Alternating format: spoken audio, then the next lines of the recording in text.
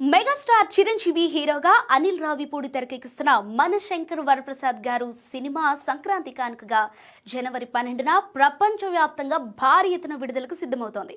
ఇప్పటికే ఈ సినిమా నుంచి రిలీజ్ అయిన ప్రమోషనల్ కంటెంట్ అదిరిపోయింది. చిరంజీవిని అత్యంత స్టైలిష్ గా చూపిస్తూ అనిల్ రావిపూడి కట్ చేసిన ప్రోమోలు ఇప్పుడు సోషల్ మీడియాలో ట్రెండ్ అవుతున్నాయి. అలాగే ఈ సినిమాపై అంచనాలు పెంచడంలో సాంగ్స్ కీలక పాత్ర పోషించాయి. ముఖ్యంగా చిరంజీవి నయనతార జోడీ సాంగ్స్ ఆకట్టుకోగా తాజాగా విడుదలైన మెగా విక్టరీ మాస్ సాంగ్ అభిమానుల్లో ఫుల్ జోష్ నింపింది.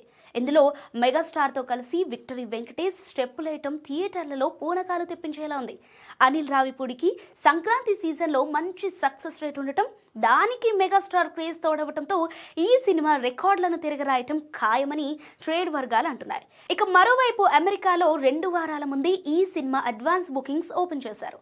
అలాగే భారీ ఎత్తున ప్రమోషన్స్ చేయడానికి రెడీ అవుతోంది ఈ చిత్ర యూనిట్. ఈ నేపథ్యంలో 2 తెలుగు రాష్ట్రాల్లో 2 పెద్ద ఈవెంట్స్ ప్లాన్ చేస్తున్నారు.